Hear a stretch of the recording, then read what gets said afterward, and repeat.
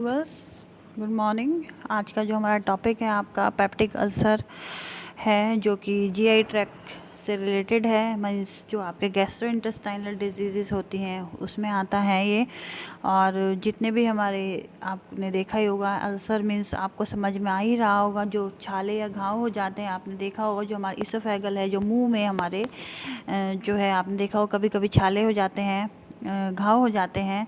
तो उसमें क्या होता है, आपके जो है जो घाव होने के बाद उसमें ईचिंग होती है, दर्द होने लगता है। तो ये सब क्या है, पेप्टिक अल्सर से रिलेटेड बीमारियां हैं आपकी। तो पेप्टिक अल्सर क्या होता है, न केवल भारत में बल्कि विश्व के अनेक देशों में व्याप्त है।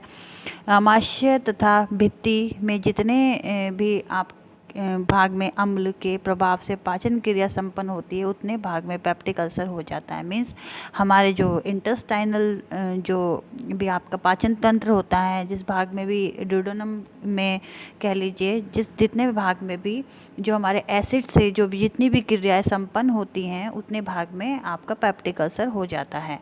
अल्सर का अर्थ होता है घाव हो जाना। मीन्स कभी कभी क्या होता है, अल्सर का अर्थ क्या होता है, अगर ज़्यादा अल्सर हमारे, ज़्यादा एसिड हमारे इंटेस्टाइन में या पाचन डाइजेस्टिव सिस्टम में अगर उत्पन्न होगा, तो फिर वो क्या हो जाएगा, घाव बन जाएगी, घाव की स्थिति हो जाएगी। पेप्टिक अल्सर में अमाशय तथा पक्वाशय आपका ड्यूडेनम में, और जो है आपका जो ये अमाशय है इंटेस्टाइनल में जाके श्लेष्मा झिल्लियों में घाव हो जाते हैं। घाव के कारण कई छोटे छोटे छिद्र हो जाते हैं। घाव से क्या होता है, आपके छोटे छोटे जो है छिद्र हो जाते हैं। जैसे हमारे मुंह में छाले हो जाते हैं, इसी तरीके से हमारे जो झिल्लियों में जाके घाव हो जाते हैं, घाव में छोटे छोटे छिद्र हो जाते हैं। अतः अमाशय की दीवारों की श्लेष्मा झिल्ली भी धीरे धीरे गलकर नष्ट हो जाती है। और जो हमारी, जहाँ हमारा खाना पचता है, उसकी जो दीवारें होती हैं, नली होती हैं, वो क्या होती है, धीरे धीरे गलनी शुरू हो जाती है। किस वजह से, जो आपका एसिड है वो ज़्यादा मात्रा में बनने लगता है, इस वजह से। अर्थात अमाशय एवं पक्वाशय की श्लेष्मा झिल्ली का ही पाचन अमाशयिक रस के कारण होने लगता है, जिसे हम पेप्टिक अल्सर कहते हैं। मीन्स जो हमारा अमाशय और पक्वाशय है कि उसकी श्लेष्मा झिल्ली का पाचन जो है अमाशयिक रस के कारण होने लग जाता है, जिसको हम पेप्टिक जो है अल्सर कहते हैं। फिर आपका पेप्टिक अल्सर की स्थिति में अमाशय तथा पक्वाशय में रक्त स्राव होने लगता है। इसकी स्थिति में क्या होता है, हमारे अमाशय में भी और पक्वाशय में भी क्या होता है, हमारे रक्त निकलने लग जाता है। रक्त की जो घाव होंगे तो उसमें से ऑब्वियस सी बात है कि रक्त तो निकलेगा ही। अल्सर के कारण आंतों में भी कैंसर हो जाता है। जो अल्सर होता है, जो छाले हो जाते हैं या घाव हो जाते हैं, उनसे क्या होता है, आगे चल के जो है कैंसर की बीमारी होने का भी खतरा बन जाता है। पेप्टिक अल्सर अधिकांशतः पक्वाशय ड्यूडेनम में ही पाया जाता है, आपका अमाशय में कम होता है। पेप्टिक अल्सर के प्रकार, जो पेप्टिक अल्सर जो होता है आपका 2 टाइप्स का होता है बेसिकली। एक तो होता है अमाशयिक जो अल्सर, आपका गैस्ट्रिक अल्सर जिसे बोलते हैं, वे गैस के कारण होता है, गैस्ट्रिक होता है। और आपका सेकंड है पक्वाशयिक पेप्टिक अल्सर, ये ड्यूडेनम में होता है आपके। तो अमाशयिक पेप्टिक अल्सर, यह है पेप्टिक अल्सर अमाशय की ऊपरी दीवारों की पाइलोरी भाग के आसपास होता है। जो हमारा अमाशय है, जिसको हम गैस्ट्रिक इंटेस्टाइनल बोलते हैं, जीआई ट्रैक्ट बोलते हैं, उसमें क्या होता है, जो ऊपर की दीवारें होती हैं, उसको हम क्या बोलते हैं, पाइलोरी भाग बोलते हैं, उसके आसपास होता है। इसमें एचसीएल का स्राव एक निश्चित सीमा के अंदर ही होता है। और इसमें क्या है, जो एचसीएल है आपका हाइड्रोक्लोरिक अम्ल है, उसका स्राव एक जो है निश्चित सीमा के भीतर ही होता है।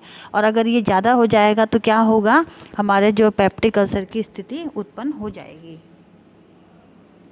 फिर है आपका सेकंड है पक्वाशयिक पेप्टिक अल्सर। यह पक्वाशय जो है आपका ड्यूडेनम भाग में होता है। यह अल्सर मुख्यतः गर्मी के दिनों में गरीब किसान एवं मजदूर वर्ग के लोगों को होता है। समय पर भोजन न ग्रहण कर पाने की दशा में यह रोग विकसित हो जाता है। मीन्स जो हमारा ड्यूडेनम वाला है, यह कहाँ होता है, आपका पक्वाशयिक पेप्टिक अल्सर ड्यूडेनम भाग में होता है, ड्यूडेनम वाले पार्ट में होता है। यह अल्सर क्या होता है, मुख्यतः जो आपका समर है, उन दिनों में बेसिकली जो गरीब किसान लोग होते हैं, मजदूर लोग होते हैं, जिनके पास जो है भोजन ग्रहण न कर पाने का कारण होता है, पैसे नहीं होते हैं, किसी वजह से मेहनत मजदूरी वो करते हैं, या फिर उन्हें पर्याप्त मात्रा में उस तरीके का भोजन नहीं मिल पाता है जो कि वो खाने योग्य होते हैं। जितनी मेहनत करते हैं उसके अनुसार उन्हें भोजन नहीं मिल पाता है। इस वजह से भी ये आपकी डिजीज़ जो है डेवलप हो जाती है। फिर है आपका पेप्टिक अल्सर के लक्षण। इसमें क्या होता है, पेट में आपके असहनीय दर्द एवं पीड़ा होती है। यह पीड़ा भोजन के 2-3 घंटे बाद शुरू हो जाती है। जब आप मीन्स जो भोजन कर लेते हैं उसके 2-3 घंटे बाद ये स्टार्ट हो जाती है। रोगी की हालत दर्द के कारण बेचैन हो जाती है। जो दर्द इतना भयानक होता है कि इसमें रोगी को क्या होता है, वो बेचैन हो जाता है। कई बार रोगी को अस्पताल पहुंचाने की नौबत आ जाती है। सेकेंड है आपका दर्द प्रारंभ होते ही क्षारीय पदार्थ जो है खाने वाला जो सोडा होता है के सेवन करने से दर्द शांत हो जाता है, अतः रोगी राहत महसूस करने लगता है। इसमें क्या होता है, दर्द जब स्टार्ट होता है आपके तो क्षारीय आपका जो खाने वाला सोडा होता है, एसिडिक अम्ल जो होता है, एसिडिक एसिड, उसे क्या होता है वो दे दिया जाता है रोगी को। उसके सेवन से क्या होता है, दर्द जो है शांत हो जाता है, अतः वो रोगी राहत महसूस करने लगता है।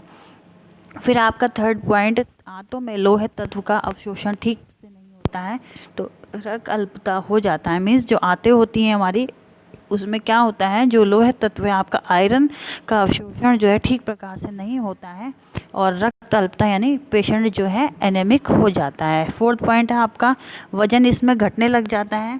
ऑब्वियस सी बात है, जब हमें खाना हजम नहीं होगा, हमसे खाना नहीं खाया जाएगा तो क्या होगा कि जो हमारा वजन है वो जो है घटने लगेगा, कम होने लगेगा। विटामिन बी एवं सी का अवशोषण सही प्रकार से नहीं हो पाता। जो बी और सी है विटामिन, उसका अवशोषण मीन्स उसका डाइजेस्टिव सिस्टम जो डाइजेशन है उसका अच्छे प्रकार से नहीं हो पाता है, अतः इसकी कमी के लक्षण भी विकसित हो जाते हैं। जो विटामिन बी और सी है उसके लक्षण उसमें विकसित हो जाते हैं। क्यों? क्योंकि विटामिन बी और सी का जो है डाइजेशन सही प्रकार से नहीं हो पाता है। सिक्स्थ है आपका रोगों से लड़ने की क्षमता के जो आपका इम्यूनिटी प्रोसेस है वो जो है वीक हो जाती है, इम्यूनिटी सिस्टम वीक हो जाता है। इसलिए क्या होता है, जो रोगी होता है और भी अनेक रोग के शिकार हो जाता है। पेप्टिक अल्सर की तीव्रता की स्थिति में उल्टी होने लगती है, जी मिचलाना, चक्कर आना, सिर दर्द आदि लक्षण भी पाए जाते हैं। जो पेप्टिक अल्सर होता है उसमें क्या होता है, अगर तेज हो जाए वो आपकी स्थिति मतलब ज़्यादा हो जाए, घाव ज़्यादा होने लग जाए तो उसमें क्या होता है, इसमें जी मिचलाएगा, चक्कर आने लग जाएंगे, सिर में दर्द रहने लगेगा और वॉमिटिंग हो जाएगी, आपको पसीने छूटेंगे बार बार और जो है बार बार सिर पेट में दर्द रहेगा। ये सारे जो लक्षण हैं ये आपके पेप्टिक अल्सर के रहते हैं। मानसिक चिंता एवं तनाव के कारण रोग बढ़ जाता है। और जो आपका जो है मानसिक चिंता रहती है, क्योंकि ऑब्वियस सी बात है, अगर पेशेंट जो है बीमार रहेगा, एक व्यक्ति पर्सन बीमार रहेगा तो उसे चिंता रहने लगेगी कि पता नहीं मैं सही भी होऊंगा या नहीं, या मुझे आगे चल के कैंसर ना हो जाए। क्योंकि ये जो आपका अल्सर है अगर ये सही नहीं होते हैं एक टाइम पीरियड के बाद तो ये कैंसर का रूप ले लेते हैं। इसके कारण क्या होता है, रोगी जो है तनाव में आ जाता है और अनेक रोग जो है उसके बॉडी में बनने लगते हैं। 9th पॉइंट है आपका खाने के बाद पेट फूलने जैसा अनुभव होता है। और फिर क्या होता है, जब हम खाना खा लेते हैं उसके बाद जो है हमारा जो पेट जो है फूलने लगता है, उसका अनुभव होने लगता है, जिससे कि क्या होता है, जो हमारा खाना खाने का मन नहीं करेगा, गैस बनेगा, एसिड ज़्यादा बनने लगेगी, जिसके कारण हमारा पेट फूलने लग जाता है। रोगी कमज़ोर व निर्बल हो जाता है। रोगी कैसा हो जाता है, कमज़ोर हो जाएगा और निर्बल हो जाएगा। मीन्स रोगी जो है वीक दिखने लगेगा और पतला दुबला, शारीरिक कमजोरी आ जाएगी उसमें। और फिर जो है अनेक जो रोग जो है उसको घेर लेंगे।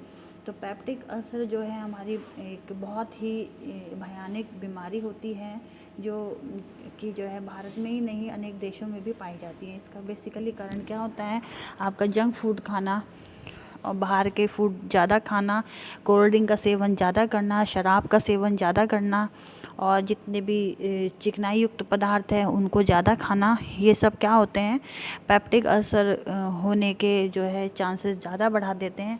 अगर किसी को भी पेप्टिक अल्सर से रिलेटेड कोई भी लक्षण दिखते हैं तो उन्हें ये सब चीज़ों को अवॉइड करना चाहिए, अपना एक हेल्दी लाइफस्टाइल अपनाना चाहिए, हेल्दी फूड खाना चाहिए, फ्रूट्स का सेवन ज़्यादा से ज़्यादा मात्रा में करना चाहिए और आराम करना चाहिए पेशेंट को।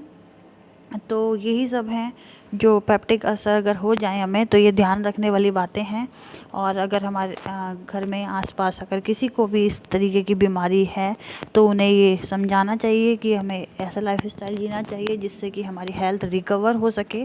और ये कोई इतनी भयानक बीमारी नहीं है कि आप इससे रिकवर नहीं हो सकते हैं। एक टाइम पीरियड के बाद अगर हम अच्छी देखभाल और प्रॉपर न्यूट्रिशन डाइट लें, तो हम इससे जो है अपने आप को रिकवर कर सकते हैं। ओके गाइस, अगर आपको ये इसमें कुछ भी टॉपिक में कोई भी क्वेरी है, कुछ मिसअंडरस्टैंडिंग है, किसी सेंटेंसेस में नहीं समझ में आया है, तो आप मेरे से ये जो है जूम मीटिंग में डिस्कस कर सकते हैं। Okay guys, bye bye, thank you.